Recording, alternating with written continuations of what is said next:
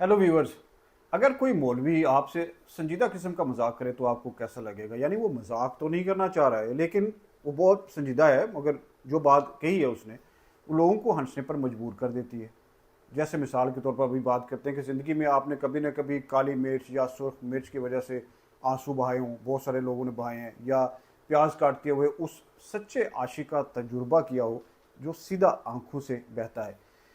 कुछ मंचले जो हैं वो तो निहारी में एक्स्ट्रा मिसालें डलवा कर या भरपूर मिसाले वाले चिकड़ छोले लाहौर के वो खाकर खूब लुत्फ लेते होंगे। कढ़ाई गोश्त बिना मसालों के मज़ेदार नहीं बनता है, बिरयानी की मिसालों की खुशबू क्या बात है वो, या फिर हलीम का जायका, यानी कोई भी मज़ेदार और खुशबूदार डिश आप बड़े ज़ौक़ व शौक़ से खाते हैं। लेकिन क्या कभी आपने सोचा है कि ये मिसालें किसके आंसुओं की पैदावार हैं? नहीं। तो जनाब हमारे एक मशहूर बहुत बड़े आलम और पगड़ी पोश मौलाना साहब ने हाल ही में वो साइंटिफिक और हिस्टोरिकल इंकशाफ फरमा दिया है, जिसने नासा और बॉटनी के तमाम माहिरीन को चकरा के रख दिया, और शायद आइंस्टाइन की रूह को कब्र में करवटें लेने पर मौलाना साहब ने मजबूर कर दिया हो। तो मौलाना साहब का फरमान आलीशान है कि दुनिया में इस वक्त जितने भी खुशबूदार जायकेदार मिसालें हम बड़े ही चटखारे ले लेकर, और पंजाबी में कहते हैं शुरुपे मार मार कर निहारी बिरयानी और कढ़ाइयों में उड़ाते फिरते हैं, खा वो हर्ब्स हों या सीड्स हों, दरख्तों की छालें हों, रूट्स हों, या फिर ड्राई किस्म के अज्जा हों, ये सब के सब इंसानों की दादी जान यानी हज़रत हवा के आंसुओं की बरकत से पैदा हुए हैं। अब आपको यकीनन ज़ोरदार झटका लगा होगा कि ये भाई ये सब क्या है, ये कैसे हो गया? तो जनाब अभी कहानी यहाँ पर ख़त्म नहीं हुई है। हमारे इन प्यारे मौलवी साहब के मुताबिक दुनिया में इस वक्त जो 3 लाख से ज़ायद फूलों की किस्में हैं जो परफ्यूम बनाने वाले इस्तेमाल करते हैं, सस्ती शायरी वाले उसको इनडायरेक्टली इस्तेमाल करते हैं, और रिश्तेदारों की शादियों में ये बड़े धूमधाम से काम आते हैं, हमारे अपनी शादियों में। तो ये सब दादा जान यानी हज़रत आदम के नोहे और आंसुओं का नतीजा है। यानी अब अगर आप चिकन कढ़ाई खाते हुए अदरक का लंबा कटा हुआ टुकड़ा चबा लें तो ये मत समझिएगा कि ये किसी किसान की पैदावार है, बल्कि ये दादी हवा का वो आंसू होगा जो गालिबन ज़मीन पर गिरकर थोड़ा सख्त हो गया था, और वो जो गुलाब का फूल देखकर हमारे पाशा भाई अपनी महबूबा के लिए पिघल पिघल जाते हैं, वो दरअसल दादा आदम की उस रिकत अमेज कैफियत का बाई प्रोडक्ट है जो सदियों पहले ज़मीन पर रिकॉर्ड की गई थी। और इस थ्योरी के बाद जो सबसे पहला धचका वो चार्ल्स डार्विन की रूह को लगा होगा, जिसने बिला वजह ही ओरिजिन ऑफ स्पीसीज लिखकर बरतानवी कागज़ को ज़ाया किया है। हालांकि एवोल्यूशन का सारा दारोमदार महज चंद आंसुओं के कतरात और फिर हाइड्रो अश्क केमिस्ट्री पर था। ये जितने गरम मसाले हैं खुशबूदार जो आपके खानों को जायकेदार बनाते हैं, ये हज़रत हव्वा के आंसुओं की बरकत से पैदा हुए।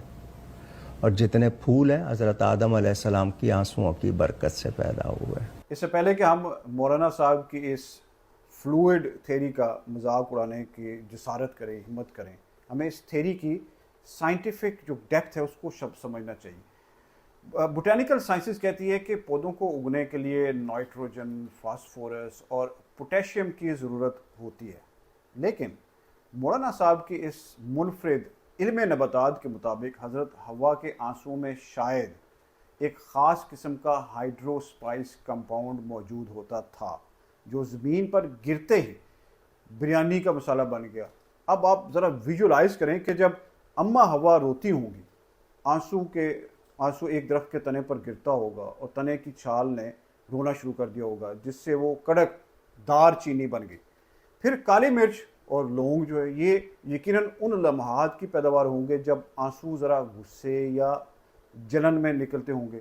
यकीनन तीखापन यूं ही तो नहीं आता है किसी भी चीज़ में। जैसे हल्दी और अदरक की बात करें तो जब सूजी हुई आंखों से आंसू बहकर ज़मीन के अंदर धंस जाते होंगे तो वहाँ अदरक और हल्दी की जड़ें फूट पड़ती होंगी। यहाँ पर एक साइंसी सवाल ये भी पैदा होता है कि क्या उस वक्त आंसुओं का पीएच लेवल 7 से ऊपर था या फिर नीचे था?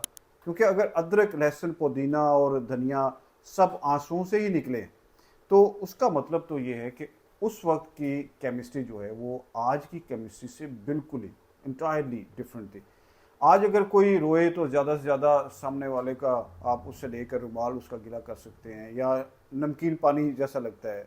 किसी की आंखों से आज तक कोई जलवतरी का कोई एक दाना भी बरामद तो नहीं हो सका है।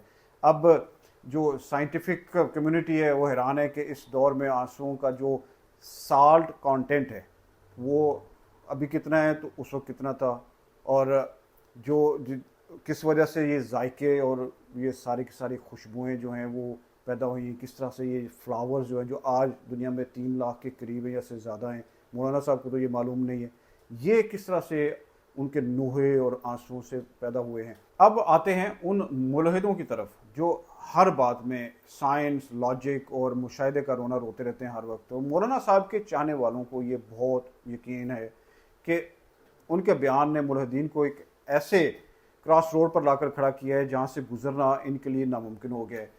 तो ए मुनकरीन खुदा और डार्विन के पैरोकारों, अगर तुम्हारा ये दावा है कि कायनात खुद ब खुद बनी, बिग बैंग हो गया और पौधे करोड़ों साल के एक एवोल्यूशन प्रोसेस और फिर फोटोसिंथेसिस और जीनियाती तब्दीलियों से गुजर गुजर कर इस शक्ल तक पहुँचे हैं, तो फिर तुम्हारे पास मौलाना साहब की इस थ्योरी का क्या जवाब है, ये मुल्हिद बताएं हमें।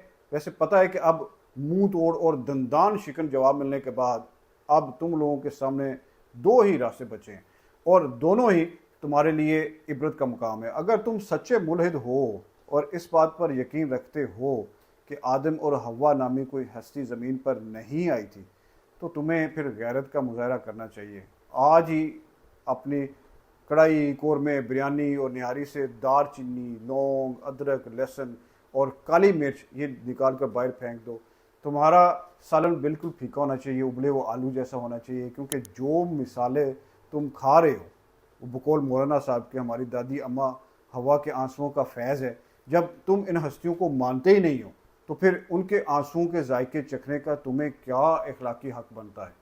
और अगर तुम एवोल्यूशन के पक्के सच्चे पुजारी हो तो फिर फूलों की खुशबू से लुत्फानंदोज़ होना तुम्हारे लिए एक आइडियोलॉजिकल हिपोक्रेसी है।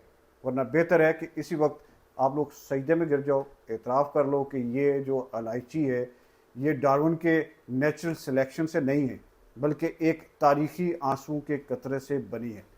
या तो फिर तुम ईमान लाओ या फिर उबले हुए बगैर नमक और मसाले के जो गोश्त और आलू हैं इन पर, सब्जियाँ इन पर गुजारा करो। अब ये मुनाफकत नहीं चलेगी कि फेसबुक पर बैठकर मज़हब का मजाक उड़ाते रहते हो और रात को फिर होटल में जाकर अश्क हवा से लथपथ मखनी कढ़ाई के मज़े भी लेती हो। अगर फिर भी नहीं मानते हो तो उनको हमारे बप्पा जानी का जो जूठा खाना है वो खिलाया जाएगा या फिर जूठा पानी पिलाया जाएगा, ताकि हमारे प्यारे बप्पा जानी के मुबारक होंठों से होकर आने वाले मशरूब के एक कतरे से इन लोगों का मन और तन बिल्कुल साफ और शफाफ हो जाएगा। इलियास काजी साहब जो है ना, वो तो उनके लिए चाय आई, तो मैंने सोचा कि जो है ना वो ये मुझे दे दें, तो उन्होंने वल्लाह ताला अलम। देखिए मैं बहुत मोहतात हूँ करामात के मामले में, लेकिन ये कि मैंने दिल में ये सोचा, उन्होंने जो है वो मुझे कब मेरे हाथ में रख दिया और वो जो गुफ्तगू चल रही थी वो चलती रही। वैसे यहाँ अकल सर पकड़ कर बैठ जाती है कि एक तरफ तो वो इस्लाम है जो सफाई, नफासत और अकल सलीम की बात करता है, और फिर दूसरी तरफ ये अंधी तकलीद, अंधी अकीदत, जहाँ पर किसी इंसान के मुंह से निकली हुई चीज़ को ये अमृत धारा समझकर पीते रहते हैं और आगे बांटते हैं। चलो आदम और हवा अलैहिस्सलाम के आंसुओं तो फिर एक मेटाफिजिकल और एक फिक्शनल एक असलूब में बयान कर दिए गए हैं मौलवी साहब की तरफ से, लेकिन बप्पा जानी तो जीती जागती हस्ती हमारे साथ, इनके झूठे को करामत समझना कहाँ की अक्लमंदी है। अब यहाँ एक बहुत ही इम्पॉर्टेंट और बेसिक शरई सवाल पैदा होता है कि क्या इस तरह की किसी पीर, बुजुर्ग या बप्पा जानी जो है उनका चखा हुआ खाना जो है या पीना या उनका जूठा ये तबर्रुक समझकर खाना इस्लाम में कोई अहमियत रखता है या इसकी इजाज़त है? क्योंकि ये खसूसियत सिर्फ़ और सिर्फ ईमान के मुताबिक रसूलुल्लाह सल्लल्लाहु अलैहि वसल्लम के ज़ाती ग्रामी के साथ मखसूस थी।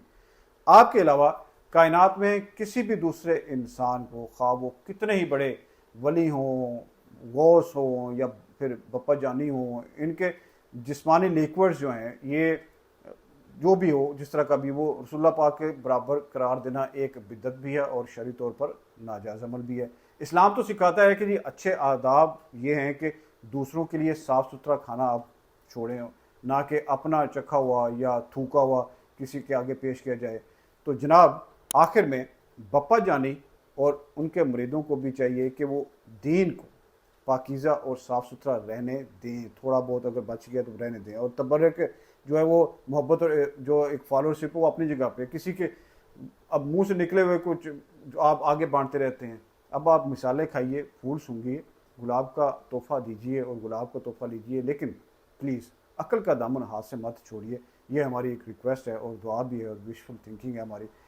खैर व्यूअर्स, आपको अगर पप्पा जानी के ये सारे का सारा जो उनके फॉलोअर्स का एक है उसलूब, वो अगर आपको कैसा लगता है वो भी हमारे साथ अपना पर्सपेक्टिव शेयर करें। और मिसालें खाते हुए जो हमारे मौलाना साहब ने फरमाया उसको ज़रूर ज़हन में रखें कि किन के आंसुओं की वजह से है और फूल किन के आंसू और नोहों की वजह से है। ये आप बिल्कुल अपने ज़हन में रखिएगा। और मैं चाहूँगा कि आप अपने पर्सपेक्टिव हमारे साथ शेयर करें, आप इस बारे में क्या कहते हैं। वीडियो पसंद आई तो लाइक करें और चैनल को सब्सक्राइब करना मत भूलिएगा। Thank you.